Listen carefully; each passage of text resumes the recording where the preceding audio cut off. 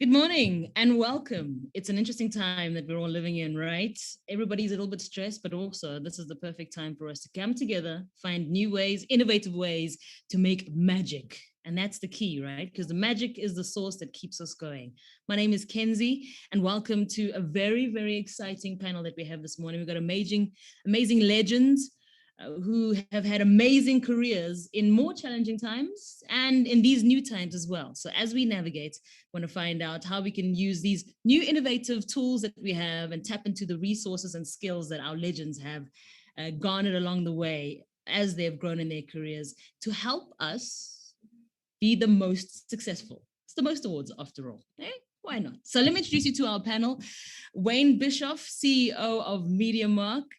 We have Ken Veriges, who's the Group CEO of the Infinity Group, Celia Collins, Amplify Managing Director at Dentsu Group, and Rob Smuts, CEO of RMS Media. Welcome and thank you for your time this morning, Ken, Celia, Rob, and Wayne. Thank you so much for spending a little bit of time with us. Remember, you can vote the most awards. You can stand a chance to win 6,000 Rand. Just click on the cute little sheep. You'll see them, right? Just the cute little sheep. Just click on the sheep below the speaker pictures to vote, and 6,000 Rand could be yours. It's going to be a pretty cool conversation, and I'd love you to take part in that as well. So please send through your questions, things that you'd love to know. This is a great opportunity, like I said, with all of these great minds around us this morning. First things first, budgets are a big thing. So the first question I'm going to be throwing out to the panel is, right now, in the time that we're in, how fun is it to be running a media company that has all the pressures aligned to it? Let's kick things off with Ken. How have you navigated this space and this time? Okay, so I know we chatted with this just before we went on Zoom, so the other guys hopefully don't abuse me because I'm going to repeat myself over here. So yeah, literally, we came back straight 5 weeks after the shutdown. So we brought our staff in. Obviously, people who weren't able to come in stayed at home, but the majority of our team came in. And we just thought that we had to keep our culture and keep our vibe, and that's how we did it. And we believe we've done it successfully. So it hasn't affected our business dramatically in any way. We're fortunate to be in a lot of digital space, so that's been very positive for us. And outside of that, we've kept the home fires burning. So yeah, it's been positive. We've enjoyed it, and we don't let the pandemic get us down. We really don't. Celia? Hi all. So, what a question, hey? I think when the pandemic came, I think everyone was in such panic mode that it created, this panic around the industry. And what most people did is just worked harder, just put in more appointments. But I think from my side, what it's really, really taught me is to diversify your knowledge, ensure that you upskilling yourself the whole time. And what Ken has said from an agency perspective, what I found last year, where we only came in maybe 20% of the time, it is detrimental to the business. I've found this year that the more we come in and the more interaction we have face to face, it just makes it authentic and real. And you get so much more done. I mean, we're at 50% capacity. And I totally back Ken on saying, come back into the office. You have a lot more interaction. You talk a lot more with your colleagues. And I think it makes it a whole lot more sane. Mm-hmm. Mr. Smuts, it's a challenging time for everybody. What are your thoughts around that? How have you navigated that space? Oh, hi, good morning, everybody. Great to be here and part of this MOST panel. I think Celia's put it so well, and Ken, as he said, he kind of came back into the office from May, so it's been business as usual. I think for myself and for our company, and we people, I'm a people person, so I miss the contact. I miss the interaction with the media owners. I miss the media owner functions, the media owner activities, the getting together with our team, which we try to do every now and then, in a safe and socially distanced way. But I think one of the biggest challenges that this presents is for newcomers to our industry. For them, I mean, imagine coming into the industry and you've got less than 2 years experience and you just don't really know what our media industry is all about. So, the sooner we can return to some form of normality, the better, so that we can really get back into the office, coaching our newcomers, letting them experience what our media industry is all about. It's not just about a spreadsheet. There's a whole lot more to the media industry than just managing a spreadsheet. So it's quite sad that we've had to kind of be apart, but hopefully in the months to come, the weeks and months to come, we can return to some form of new normal.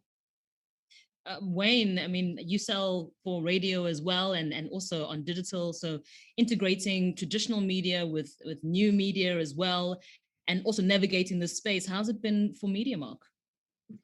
Look, it's been a mixture of terrifying and super exciting. When we went to lockdown originally, we had to get everyone out the office, 160 odd people, make sure everyone had laptops, especially the back office and our ad operations and traffic. And, some of the teams we worried about would they be able to cope from home, and they've done exceptionally well. And, I think this year we have the experience of what we've been through. We're starting to come back. We've got a roster system at the moment. We already started coming back from late last year, certain divisions. I mean, our finance department obviously was here every day because that's the way they manage. So you had this big building, 2,500 square meters with maybe 10 people in at a time. It was crazy. But one thing I think we've learned now is, as you said, how to innovate, how to do things differently. Internally, we've tried to make sure that we care for people, how they felt, the mental wellness. We got a company called Kaelo, which Kagiso Group's got in terms of looking at people's mental wellness. We also try to put in boundaries because it became, I think Celia might have mentioned it, is meetings, work harder, work harder, work harder. Instead of saying, let's have shorter meetings, less loose talk, get to the point, have gaps in between your teams and your Zoom calls, and try to come in and see each other and still try, even if the agencies are closed, have those coffee meetings with clients. So I think for the newcomers, I think Robert, you're mentioning, we've had a couple of newcomers come in who might not have had invested in the relationship bank over the last couple of decades, and now suddenly coming in, not knowing the industry, not knowing the company culture, not being able to see people. It's difficult to get culture across. So it's been tough for many.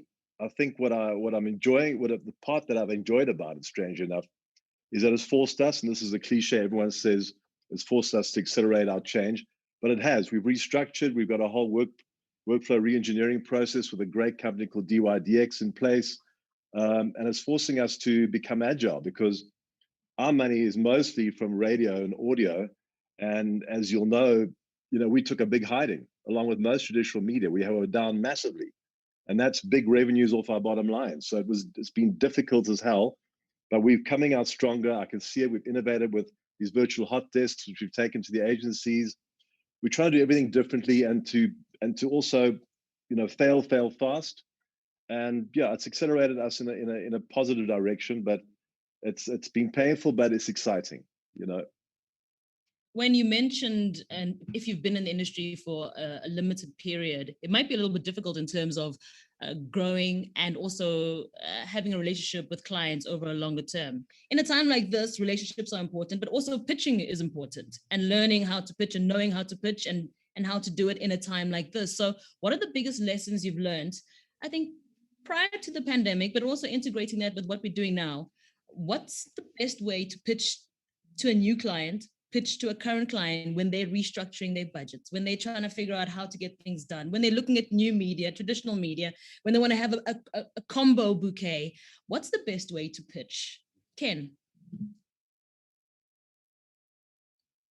So from our perspective, I think we're quite lucky. If I was sitting in a position where I was at the SABC or DSTV, I'd be more of a panic, because to grow your business in this environment at this time is exceptionally difficult. But in our space, because we're a smaller player, we have the ability to grow literally to try and take market share from other players, so the big guys. So we sit in a very different position from that perspective. So I've never historically ever let the downturn in the economy or any, like now the pandemic, let that get in the way of our business in terms of where we should be and how we fight back. So we just got to be a bit brighter in terms of how we go to market. But I think we fortunate in that I think as Wayne said earlier, we're starting to come back, people are starting to come back, but we found that we were able to get meetings, coffee meetings with clients over the period last year. So even though the offices were closed, we were able to go and have those coffee meetings. And obviously Zoom played a big part, but it certainly allowed us to have that one-on-one interaction. So that was a big focus, because if you don't keep tight and keep in with client, obviously you're going to lose that. And we were also exceptionally lucky in that most of our team are well established. They've been in the marketplace for years, relationships have been there, they're still there. And as a result, it makes it much, much easier to get into the space. I can imagine how tough it would be for a newcomer to try and break through in this time. It must be exceptionally difficult. So they would have to work strategies on how to get in. And that's really what they would need to do. But we're quite fortunate. So we've managed to, as I say, we'll never accept a negative as a reason why we haven't made our numbers. So Rob, how have you managed to navigate that relationship, maintaining that, growing new ones, pitching in new ways? So we're pretty similar to Ken in the fact that we're a small operation, and we're quite fortunate that we can pick up new pieces of business fairly quickly. No, we tend not to get involved in the big pitches that the big network agencies get involved with, which I must say in some ways is quite a relief. I mean, imagine putting in 4 to 6 weeks of work and then, coming second. So we kind of kept the fires burning by keeping in touch. You've got to be on your game. Everybody has to be there first thing in the morning, wherever you are, signing in, talking to your team, and then just servicing and keeping those clients happy. A lot of our business is through referrals, and even through these pandemic times, the referrals keep coming in. So it's kind of like those relationships that we built up over many years. They fortunately have kept firing, and so we're there. We're not at the end of a landline, but we're there on our mobiles, and we're there and ready to help people and keep sustaining our business. Wayne, I know that you mentioned a little earlier that well-being is important, not just for your employees or the people who work in terms of your team, but also your relationship with your clients and caring about what's going through and happening in their business as well. And that also creates a stronger bond when there is an opportunity to pitch and for more business. How have you navigated that in terms of fostering that relationship with your clients to build when they are able to? We look after businesses from the small, medium sector right through to sort of the large corporates and the big agencies. But we decided, the revenue wasn't going to be there in the last part of last year. We thought, let's focus on relationships, number one, revenue secondary. So keep the relationships alive. How do we help our clients? How do we be an ally to them? We're going through this together. We're feeling the pain together. So even on the smaller business side, I know our radio brands and yours being one of them, leaned out and went to the smaller business sector and said, we'll give you free airtime to help your business to stay afloat.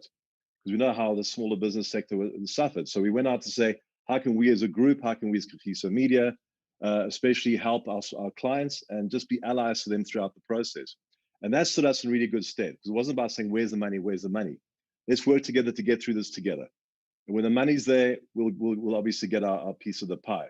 And we had to be exceptionally innovative. So we kept, our sort of profile up in the industry with innovative ideas, new launches of stuff, virtual hot desking.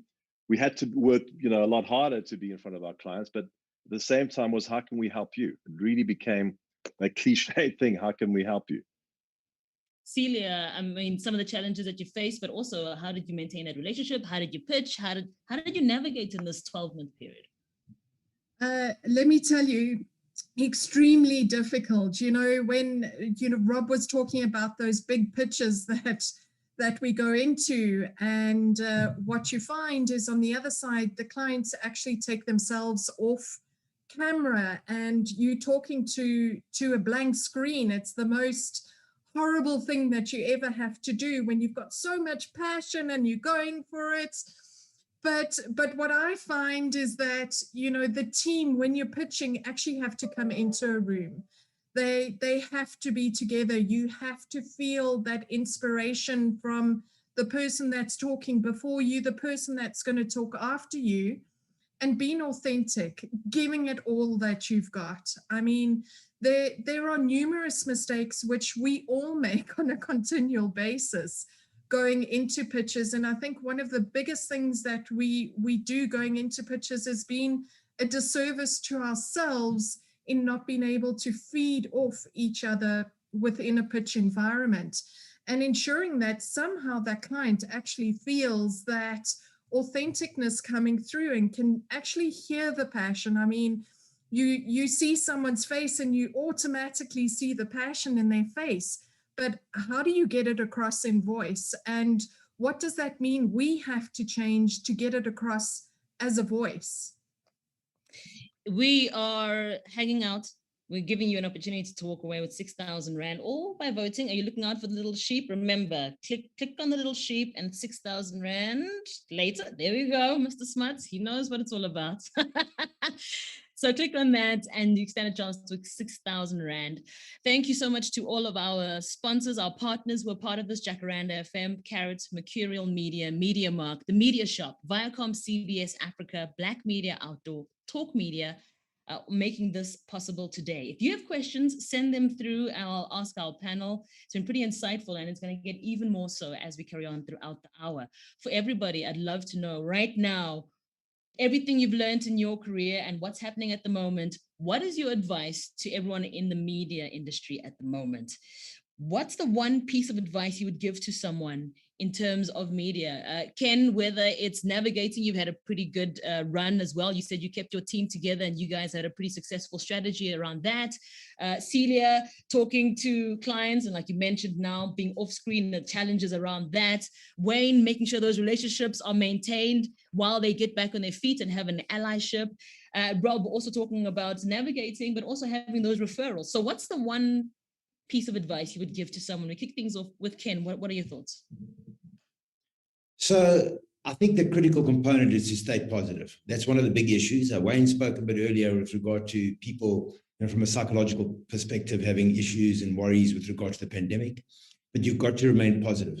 You've got to wake up every morning and say to yourself, oh, I'll beat the worst of yesterday. So if you can achieve that, then, I always tell people, certainly within my space and my business, that if you had a bad day yesterday, be thankful. And the response is always, what do you mean? I said, because if you haven't had a bad day, how would you know what a good day is? So the truth of it is that you've got to consistently remain a positive human being. It doesn't mean that you won't have a bad day, but you will. But as long as overall you have that mindset, and you've got to consistently put plans down and say to yourself, what I want to achieve this particular week, set yourself the goals, write it down, achieve it, tick it off each day. If you haven't achieved it by the end of the day, put down for the next day what you then need to achieve again. So you consistently follow the pattern day by day, and always, critically, even in your own life, from a social point of view, always mix with positive people. Never mix with negative people. They bring you down. Positive people raise you up. So if you stick with that focus within your organization, within your family life, I promise you things would go better. And that's really what our philosophy is. We drive at home every day. I walk around the office every morning when I come in. I walk around the office. I go and speak to every single person, chat to them about their day, what's happened, what's going on, not just business related. It could be from a family point of view as well.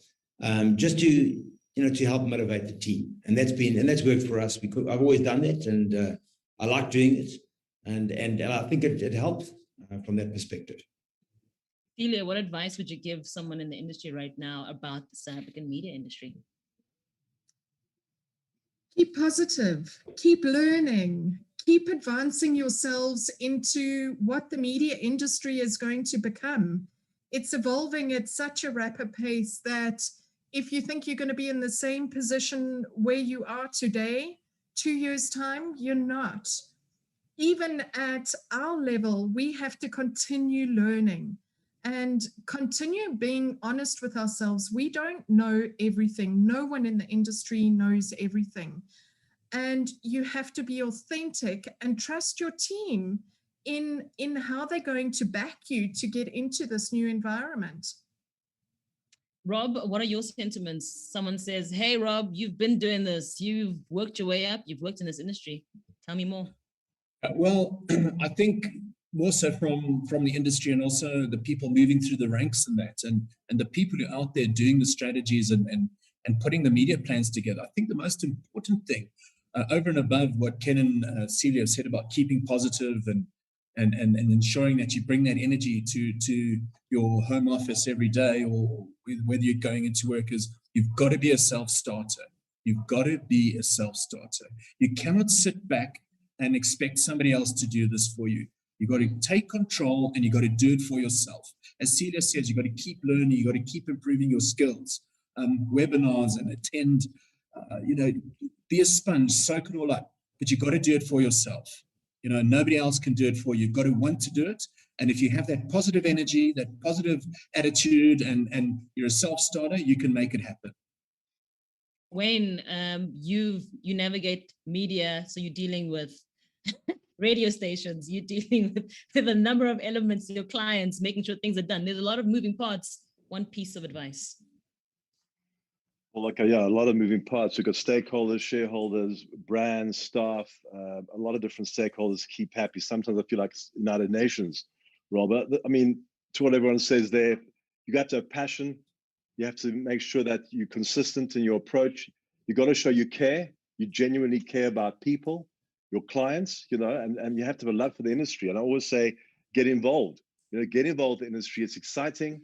Things are starting to improve. Things will improve, obviously. Whatever we've come through the last year, the learnings are immense. Grab the learnings, as Celia said, upskill yourself. There's so many courses online. There's so many free courses online to upskill yourself in the digital world, especially. I mean, we've even repositioned ourselves in the last, year from a radio, digital, etc., to an audio and digital solutions company. We've grabbed it and changed ourselves. But the biggest thing is stay passionate and stay positive and care. And I think what who was saying about, I think you were saying it, Celia, is that, you're speaking to clients, you can't see their faces. It's the worst thing. I think I'm like Ken as well. I'm a people person. I want to see people's faces. And when I've been doing town halls in the past, our in-tunes, as we call them, seeing people, engaging with people, I get the energy from people. So it's been difficult for me having a town hall where you can't see people's faces, the cameras are all off, and trying to get the energy and asking a question, you don't always get quick answers back.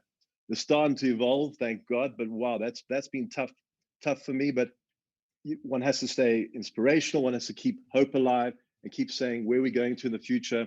And every day find a win, as Ken said, every day win something, win something, win something. The common thread amongst all of your answers is positivity. So an optimism is an important thing to wake up with and walking into the day with, but also evolution, not staying in the same space because everything is moving around you. With that said, what is the most exciting space to grow in right now for the South African media industry? Where do you think the next great opportunity lies? Ken, where do you think that it's going to be the next little nugget where you can kind of carve a new space? That's a very difficult question. We consistently look at opportunities and innovation. That's what we've done our whole lives. I mean, literally, I've probably started some 23, 24 different media businesses over the years. So I've always looked to see where the next thing is, and hopefully, I look for the future and try and see where it is. And sometimes you get lucky and sometimes you don't. So I've lost along the way and I've won along the way. As long as your wins are greater than your losses, that's a big positive. But we've been very focused, I say, in our space. We're very much in the digital environment. We have a business called Ad Colony. We have a business which is artificial intelligence linked to Twitter. We're very strong in the influencer marketing space, across nano influencers through to micro and macro influencers. So we've been very focused in that environment and growing as the market grows. We consistently look for new opportunities. And it's not an easy thing. It's that, you think may be good, may not be good. So you've got to be very careful. You've got to evaluate it well. You've got to do your DD. Sometimes even that doesn't work. So it's not an easy answer for that. Hopefully I've given it some sort of level of answer, I suppose. Yeah. When you've mentioned a little earlier that you've realigned the business slightly and from being radio to audio, the evolution changes how you move and maneuver as well. So you've already started walking the talk in a new direction. So where do you think the next great opportunity lies? Well, what we've done, we've decided to move from a radio-based business with lots of different bits, including television, to focus us very, very strongly in the digital and audio space. And when I say that, it's because radio has moved from this linear platform into the full ecosystem, non-linear podcasting, digital audio, So we positioning ourselves to take advantage of the need for that businesses need for an audio strategy. You see it happening internationally, and to position ourselves that we can sell a full ecosystem to a customer, from radio, on air, off air, online events when they take off again. And the digital audio side of our business is a big driver at the moment. Now we can do hyper targeting through digital audio now. More and more people listening to to their radio stations through to digital. We've got some great technology that we're utilizing as well. So we're driving hard around digital audio. We're driving hard around helping our clients and ourselves understand what it means to have an audio strategy, and the needs of brands to have an audio strategy. And there's lots of learnings that we're getting internationally around that, and that's going to be a key driver this year for us. How important is digital, Rob, in terms of that as well? Is that the next big space? Is that where the next big opportunity lies for SA Media? There's obviously a huge hype and buzz around digital right now, and as all the cliches and the whole pandemic has accelerated our digital migration, and it's fantastic, and we're embracing a lot of digital media solutions and so on. Where the next biggest thing is coming from, I don't know, maybe we'll have to ask Elon Musk or Mark Zuckerberg, somebody like that, somebody a little bit more qualified. But, I've mentioned this to a few people. There's a lot of hype and buzz around digital, but when business is often won, or when it's settled down to getting the brief and they say, hey, can we have a radio campaign, please? Or can we just have some digital billboards outside X, Y, and Z? So don't throw above the line media away just yet. There's lots of fantastic connections being made with good old-fashioned traditional media. It's all about finding the balance between the old and the new, and I think that'll be the challenge of finding, placing that right content in the right context, and that'll be the challenge of media strategists moving forward. I'm just going to steal a little bit from. I was fortunate to meet Steve Harvey, the American entertainer and TV producer, at the Saxon a couple of years ago, courtesy of Magnetic Connection, and his philosophy is, you don't need that next big idea. You don't have to be an Elon Musk and send space rockets to the moon, or you don't have to be a Richard Branson. All you got to do is do what you do and do it well. Do it well and keep repeating that. And whatever it might be, whether you're a media planner, a media strategist, whether you've got whether you have a media company and you're part of the sales team, keep doing it well, and you will progress in your career a lot quicker than you might imagine. Celia, looking into your crystal ball, where does the next big opportunity lie? I think it's all over. I mean, I totally agree with what everyone said. You actually have above the line morphing into digital, and the opportunity on all of these mediums and how they're changing. But for me, what and maybe I'm a little bit of a nerd in some of those instances, it comes back to measurement. And measurement and research has to change with the changing consumer. And we're seeing it in TV. We're seeing zero-rated spots. So how is research actually going to change? How is one-on-one intercommunication actually going to change? And how do we measure that and report that to clients to interact with consumers and convince consumers that they need to go out and buy these products? I mean, we used to fall back on, TV ratings and radio ratings. Is that relevant for the economy going forward? How do you measure an interaction or last click on digital, or, what drives a purchase? And for me, that's what excites me going forward. Got a question for you, Ken. Do you think that the depth of knowledge of a client's brand or brands is considered a mutually critical success factor for collaboration? Yeah, look, I mean, I genuinely believe that, over the time, brands have let agencies take over the control of brand. And in many cases, it should be a combination, a combined strategy between the two. The problem is that you've had many junior players in client, and as a result, they don't have the knowledge, they don't have the depth of the perception, so agencies run with it and taking it over. And it should be a collaboration, and that's one of the biggest issues, I think, from a brand perspective, because you really got to eat, sleep, drink your brand. I mean, the same applies with all of us. we've got to be media owners or media agencies. Our job is to eat, sleep, and drink what we do and love what we do every day of our lives. You've got to literally wake up in the morning, so I'm happy to go to work. If you don't do that, go and do something else.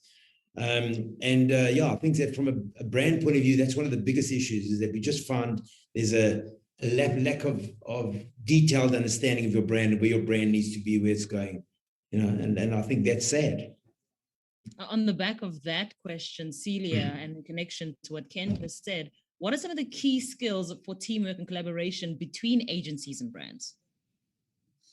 As Ken says, it's very difficult on client side, and I totally understand that, and they should be eating and breathing their brands, but they are also interacting with all the media owners. Now, you take over 400 media owners in the South African landscape, it becomes all consuming, and who do you go to? But I do believe from an agency side, you have to collaborate with your clients. I mean, without collaboration, it's a one-way conversation, and you're not going to know whether you're doing the right thing and having the honest conversations.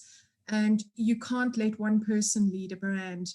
You have to collaborate. You have to trust a team in directing a brand, for me, and not having that, client involved in everything that you do just disadvantages the brand per se. Wayne, a question has come in for you. A little earlier, you mentioned that the relationship with your client has been equally as important as selling a product. It's not just about selling a product anymore. It's about having that relationship and deepening it. So would you say that giving your client solutions and assisting with sales, instead of just selling them a product, would you say that shift in strategy has aided the business, your business? Well, I think we've always had a philosophy from the Radmark days to MediaMark days, and my own personal philosophy, that I'm never out there selling stuff. I'm always saying, what are the client's needs? I mean, it sounds cliche, but what are the needs? Understand the brand, exactly the business objectives as well, and then put together a solution that's going to match them. So it's never about selling a product. It's what is this going to do for you? Is it going to help our clients grow their business? If not, don't push that product, right? So it's not about the product. It's always about the solution, and that's an ideology I believe in, and and I drive it through the organization. I think we do stand for that. So that hasn't changed. I think if anything, it's more important than ever now to say what's going to help grow our clients' businesses, and that's all we focus on. Because if it doesn't grow their business, we're not going to get repeat business anyway. We're in this together. So what would you say is the biggest challenge, Rob? What would you say is the biggest challenge facing small agencies at the moment? Well, challenges facing small agencies, big agencies, at the end of the day, whether you have a staff complement of 300 people or 30 people, whether you've got a staff complement of 120 or 12, the challenges are pretty much the same, actually. If one of the big network agencies gets a cold, we might just get the sniffles, hopefully. But the only difference is the scale is different. It's all relative. The big agencies have bigger income and they've got bigger expenses. I think the big agencies have the benefit of internationally aligned business, and they hate when I say this, and being awarded business on a silver platter. International business is won in London, New York, or Paris, and it's rolled out over 12 to 14 territories. We don't have that luxury, so we've got to work really, really hard. We've got to be on the ball. Every bit of business that a small independent agency has been earned. But the opportunities are there to pick up business quite quickly. I think one of the obstacles that smaller independents have is that the pitch consultants still believe that bigger corporate business is better suited to bigger agencies. There's that old adage that elephants sleep with elephants. And I think to a degree they are correct. I think some of the bigger global agencies are set up correctly, and they have all the systems and the people to manage the big corporate clients. But I think, and as I say, a lot of our business is won through, when I say won, is our referrals. And if the small independent agencies are given the opportunity to work on business, you often find that we and our industry colleagues retain business for 10, 15, 20 years. So it's just a case of being given the opportunity. So, but to answer your question, the challenges that we face are pretty much the same that the bigger agencies face. It's just that the scale is a bit different, and the numbers are a little bit different, and so on.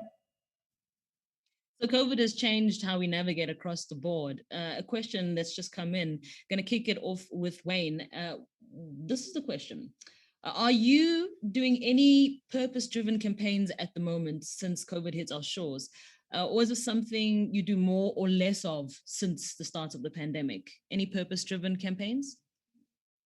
As Media Market's organization, well, our brands are doing that. I mean, if I think of the Cohesive Media Radio brands especially, there are a lot of purpose-driven campaigns around giving back to communities, to small businesses, to individuals in need. Good Morning Angels is a great example. And we've now got a major campaign at the moment out there, in terms of the 341 campaign, it looks like a pitch, but which is about giving back again, to businesses to help them, navigate to get back onto traditional media radio, because we know it works, and to help them grow their business that way. So we're always giving back. In terms of our own as Media Mark, we obviously have our own, things around internships. We have the WITS Radio Academy, which we directly involved with as well. And we try to give back through our In the Know Now thought leadership seminars and webinars. And we even set up an internal academy. So we're always trying to give back as us as a company, and broader in terms of a Cohesive group as well. We're always looking at how do we give back. And that's part of the ethos, because we were set up by, Archbishop Desmond Tutu and Beyers Naudé back in the day in the Cohesive Trust. And that theme and the ethos runs through our organization. Celia, is purpose-driven campaigns something that is still a focus? I do believe it is. We still do quite a bit of campaigning for certain causes. Last year we did the SPCA. We also did the hospital clapping in the evening campaign with Fox P2. But I think we also trying to grow entrepreneurship through the Female Foundry, which Dentsu has running. So bringing up entrepreneurs into the industry, and also a lot of mentoring. I find myself doing a lot of mentoring to females, to people in the industry, and just helping them get through what the change is, and how do they reach their KPIs, and how do they grow themselves. And I think as leaders and legends in the industry, we've got to do more and more of that. We need to ensure that we keep people in the media industry, whether it be on media owner side or agency side, to have an industry left in 10, 15 years' time. Mm-hmm. So how is the strategic direction in terms of global clients, and how does that affect sales here in South Africa? Because things have changed quite a bit. So that's a question that's come in for you, Celia. How has the strategic direction changed from global clients, and how's it affected business here for you? It's quite a common knowledge that we have a lot of alcohol clients in Dentsu, and it's been particularly challenging when we get lockdown. We've really learned to maneuver quickly, change strategies quickly, look at short-term strategies versus long-term strategies. And it's allowed us to diversify a lot more, bring in a lot more services, and we've seen a lot more. I mean, we all saw television viewership going skyrocketing, digital coming on board. But without the upskilling of our people and understanding how to utilize those nuances within the industry and change as they change, it's not going to benefit clients. So don't expect from a sales perspective going into a media agency that you're going to be able to say, well, we're in COVID, we know that these audiences are doing that, but what about the change tomorrow?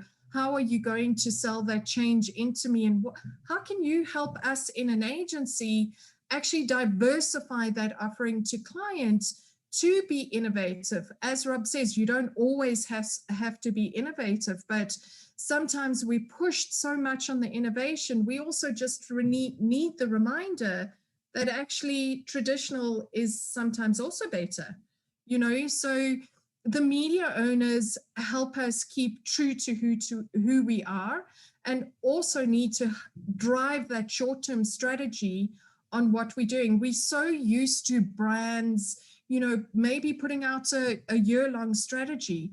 I don't think that's a thing of the future. I think we're going to see, yes, you'll have a long-term strategy, but you're going to have a lot more short-term strategies, especially while COVID is still in our country. I'm going to throw this out to everybody in terms of looking at hyper-local, looking at regional, looking at national, looking at global.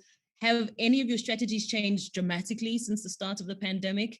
Is there a little bit more focus on making packages for maybe clients who wouldn't have been able to afford before, finding a package around there? Aiding along the lines as Wayne mentioned earlier on, is helping until they are able to, a 3-for-1 campaign that's coming through where you are spending X amount, but you're getting extra value. Has there been particular strategies that have been implemented, added value on digital, to help or to aid with the traditional campaign that you might have, spreading it across different mediums, from a billboard to an event to a virtual event? Ken, is there any specific strategy around trying to get what you need to get from the different spaces in media? Yes, I think that we've all been very innovative in terms of what we've offered clients and value. I mean, I think it makes a massive difference. We have a Reveal business, which is large format digital screens. So we have the ability to offer the smaller player, or even the person whose budgets have diminished, opportunities where they don't have to advertise on a monthly basis. You can advertise literally in day part. So it'll take a couple of hours a day. So you have that opportunity and that ability, and that makes a massive difference to clients. And the bigger players are also going to lock onto it. Everybody's going to start saying, I have that opportunity to play that way. The same principle applies with influencer marketing. No matter the size of your budget, you literally can run a campaign, and it can be very hyper targeted. So, and the nice part of it is that you're getting, certainly in the influencer space, you're getting exceptional feedback in terms of results and impact of that campaign. So it allows, I think, people like Celia, Rob, those type of individuals to give far better result information back to clients. So yeah, we've been very focused on that, and obviously we're aware of the plight of many people, and we've been there to try and help them as much as we can, just like Wayne had said earlier. And it's something we're going to have to continue to do, guys. This is, one thing I wanted to say a little bit earlier when I can't remember who was speaking, it was Rob. A critical component of what we all have to do is to buy South African. So we literally have to become very, very focused inwardly and start saying we need to support our small South African players. That's the only way we're going to get through this, in terms of making sure that people can actually take some food home every single day. And it's something that I think we want to promote it from using our media space, but it literally is something that I'm very passionate about, in terms of being very focused on South African consumption and making sure we're buying from South Africans. Would it be fair to say, Rob, on the back of what Ken just said, would it be fair to say that it's an important element of media right now across the board, whether it's traditional or whether it's a new media, to get the message out that irrespective of your budget, something can be created for particular clients, something that can be created for brands? Is that an important element Absolutely. at the moment? It's so interesting with what has happened over the years with fragmentation and so many more new media channels that we have the opportunity to access, that the actual cost per contact has actually diminished. And now with new production facilities, media doesn't always have to be a massive investment. So we can reach really quality audiences with minimal budgets. So yeah, there's lots of opportunities out there, and with the help of the Ken Virigis and the Infinities of this world and others, you can really get your message out there in a cost-effective and efficient manner. I must say that the media owners have really been great coming to the party. Some of the bigger media owners as well have offered great packages to stimulate activity over the sort of latter part of COVID. And I think it's also great for them, because not only are they keeping things ticking over, but they're also getting people to sample media again who might not have been using those media types for a few years. And it's a little bit like, dare I say it, pushing drugs, give somebody a few free hits and, they've got to come back for more. So I think there's a lot of good marketing out there. So people are able to access some great audiences and that. And to answer your original question, yes, there are very cost-effective means of accessing new media channels and existing media channels. Wayne, you've been giving new businesses, as Rob says, their hit with free advertising, free ad space on some of your properties, as well as creating a campaign at the moment that gives added value and extra value in terms of your rand, making your rand stretch a little bit more with your 3-for-1 campaign, expanding a little bit more on those kind of campaigns. Is that something that's going to be a continued part of your business? Yeah, so then on the giving back of the sort of small and medium sector, I mean, as Ken said, we need to buy South Africa, we need to support our local economies, and our whole strategy with our big brands like Jack and East Coast has been help defend and support local economies, local businesses, because they grow, it helps the economy grow and it helps employment. And then taking it right to the national brands and the big agencies and the larger agencies and then the middle-sized agencies, we've launched things like the guaranteed audience packages, GTS packages. We launched a whole data management platform with our KM radio brand, so we can actually give data on our audiences, because that has been missing for a while, especially in the radio space, and that's been a concern. And alongside that, we're obviously working closely with the BRC to make sure that when the new research comes up middle of the year, it's going to give us really granular data that we haven't had before, which is going to be great for our audio and radio industry. So we survived the worst of it, and we're coming out stronger, but we're going to keep innovating. I think that's the big change. From the old days of sitting back and dropping a couple of chocolates in the desk of your client and a couple of drink sessions, which I miss, and then hoping the money just pours in through the door like it used to. That's gone. We all have to work a lot harder, be a lot more innovative, and not expect. We got to be humble. I think that's the biggest thing: is be humble, and we'll keep doing our best for our clients. Celia, a question coming in for you. What could media owners do differently to stand out more to agencies? I think understand where the agency is coming from. I think all too often, and it still happens to me on a daily basis, where someone's being told to get in contact with me and they shove a generic proposal under my nose instead of picking up the phone and having a conversation and really understanding what is it that I need. I mean, I don't particularly work on a particular brand. I work across many brands. And I can give you so many more insights on how to tackle getting into the agency. I hear all too often, oh, but the agency doesn't let me in, or, oh, but I give proposal after proposal.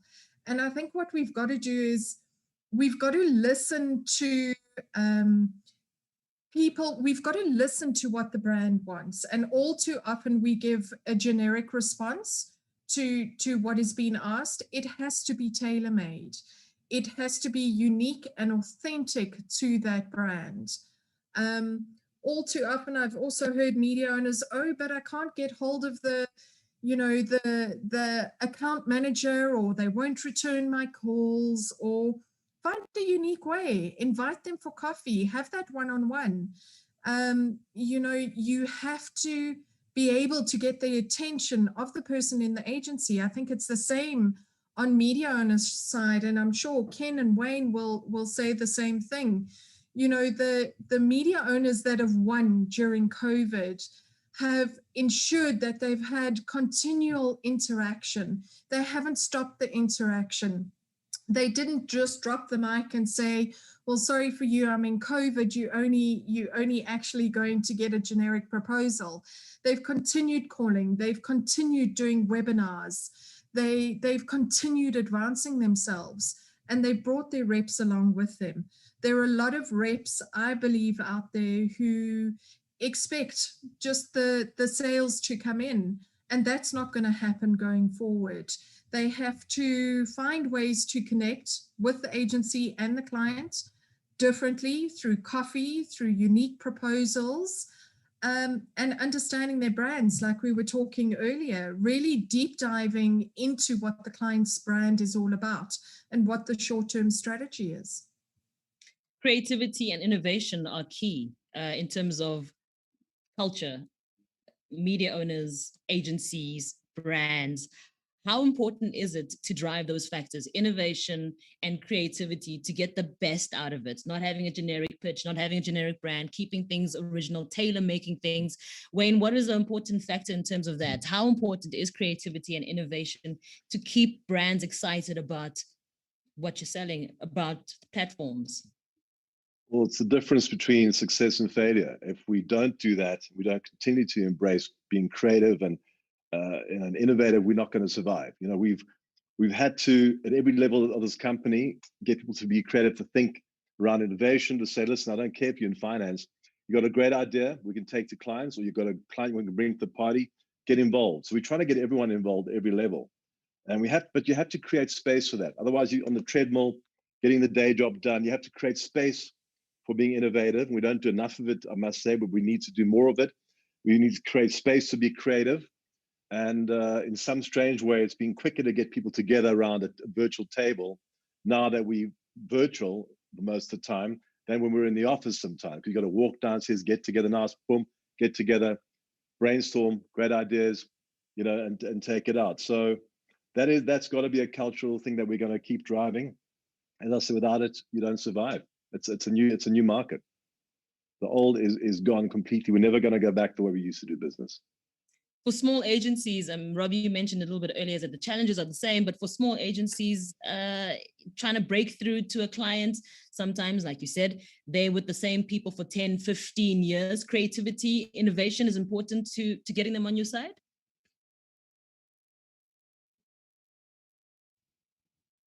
Absolutely. Innovation, creativity, finding that right balance between, you know, putting those bespoke proposals together, looking for something unique, you know, that's going to excite the client, that's going to work for the client, that's going to push them ahead and work well for them. So yeah, absolutely. Got to keep pushing those boundaries. You know, we got to find the right media touch points so that clients can tell their stories, hit the right trigger points so we can make the quality connections and so on. Size, I mean, we happen to be in a small environment. I mean, there's lots of benefits. It's a more personal environment. We care a lot about our business, as do the big agencies. But I think probably a bit too much is made of small, big, medium. I mean, we like the rest. We've got to get out there, find the right solution, service, and keep satisfying clients and keep winning new business. Ken, from a digital perspective, creativity is everything. You need to stand out above the clutter. You need to penetrate and make sure that I stop for 3 more seconds than I did in the previous post to pay attention to what you've just put out there as well. So creativity is pivotal. Yes, no, look, I mean, it is. I think it was said a bit earlier by Celia and Rob with regard to don't just check out the old. The reality is it's true. I mean, the old does play a massive part. People are gregarious, so they tend to live out of home. Not in the last year and a bit, they haven't, but that's the nature of humans. We want to get out, we want to be part of it. So, you know, out of home plays a part, you know, always will, and radio, TV components always play a part instead of above the line. But if you look at what's happened from a technological perspective worldwide, there's no doubt that there's been massive innovation across the likes of the big players, Facebook, Twitter, Instagram, and so on. And the impact and the focus of people on those respective channels is massive. They used to talk about your cell phone being your second screen. Nowadays, your cell phone's your first screen, you know, and your second screen happens to be TV, unfortunately, for those in that space. Literally, nobody watches TV without having a look. If it's an ad break, whatever it may be, you end up looking at your cell phone. So that game's changed, and the likes of Netflix have now come to play, which is, you know, no longer normal TV. It's the likes of choosing what you want to choose. Wayne spoke about podcasting. We also in that space, podcast space, and it's grown dramatically because people are now have the ability and the right to choose what they want to listen to. So you don't have to, for argument's sake, listen to the standard radio DJ. You know, if they want to learn a little bit more, understand a little bit more about the space I'm in, you just jump onto a podcast and you can listen to anything you want to listen to. It's absolutely amazing to do. So it's really honed into who you are and what you want to do. And technology has driven that. So you can't get away from technology. It's driven the focus of where media is going, and it's grown dramatically over the years and continues to grow dramatically. And I think that's really the space that people have to be in. You've got to be focused on looking at that. At the same time, like I said, can't ignore the old. Whether it's Instagram, Facebook, Twitter, TV, radio, it's all about making sure that your message comes across. Storytelling is still key, making sure that you penetrate and making sure that you connect with your audience across the board. It starts with media owners, it starts with advertising, it starts with the agencies, it starts with working together as a team, creativity and innovation. All of those things are key factors in making a success of your business, especially when you're trying to push it in a medium as difficult and as diverse and as dynamic as a South African media agency and industry in general. So before we wrap things up, this is the last question I'm going to be asking. It's just final thoughts across the board. What's the one thing that you're all really excited about right now? We're going to kick things off with Ken in a moment. So just think about that. It's going to be our closing statement. The one thing right now in media that you're very, very excited about. We'll start off with Ken and then through to Celia, Rob, and we'll end off with Wayne. Remember that you can still walk away with some cash. You got to vote though. You can go to quicklink.co.za/vote most, or just look for the little sheep, the cute little one. Just there we go. Your favorite Australian. Maybe if you have a few Australian friends, you can send them the link. They're masters at sheep. They'll enter on your behalf. They're there. They are in the mix. 6,000 Rand could be yours. So Ken, what's the thing you're most excited about right now? So I must be honest, every day is exciting for me. I love every day. I'm just passionate about every day. I love coming to work. I love interacting with the people. I always tell people at my space, Monday is my best day because I get to see everyone's face here at the office. And literally I do. I just love the ability and the opportunity. And I'm lucky in that respect to have that chance just to be with everyone on a daily basis and discuss with them what's going on, where our next step is, what we're going to be doing. I think most people worry about elements outside of their control. And that's one of the biggest problems. Never worry. If the Rand's gone south and it's gone up to 18, 19 Rand, there's nothing you can do about it. Don't go not sleep at night. It's irrelevant to you. Focus on issues that you can control. So that's what I do, tell my team that. And so I must be honest, that for me, every day is exciting. I've kept that, and there's never going to be a pandemic that's going to get me down. So I can't say never. I should never say never, but that's my mindset. Celia, what are you excited about? What's that extra shot? It has to be change for me. It just invigorates me. It allows me to bring out my entrepreneurial spirit and do things differently. I just waking up every day knowing that something's going to be thrown at me that's different, and I have to figure out a way to actually get around it, get through it, and deliver on it. Rob, what's that one thing that really gets you going? Yeah, look, I'm not going to give you one thing, but I'm going to quickly give you a quick little summary here. And I really hope we can escape the third wave of COVID, and and with that, that'll encourage. I can then spend more time with more positive people like Ken Verigis and Wayne and Celia, and I look forward to having more physical meetings with my team and more physical meetings with clients, and getting out there and getting back to some form of kind of new normal out there. So I'm just hoping that I know autumn's approaching, but maybe we're going to be lucky and kind of get out there and spend some quality time with people and get things moving a little bit quicker and enjoying that physical contact with people and get things moving along quite nicely. And that'll deliver audiences and new media opportunities and wake up some slumber clients and get out there and get that money back into those media owners' tills. Wayne, what's the thing for you at the moment that's making you really excited? Well, it's Rob Smuts getting that revenue back into our media owner tills. But I think we've been through the worst of it. I really do. I'm positive people are starting to come back to the office. We've got rosters going. I think we probably, hopefully don't see a third wave to the extent that they might have thought. Vaccinations are rolling out. So, and as a business, we're restructuring. We've got our whole digital automation project going. So this year's going to be a great year. The pain we've gone through Yes, it's damn hard to do budgeting. We're in the budgeting process now. How do you forecast what's going to happen in the next 3 months almost? It's difficult as hell.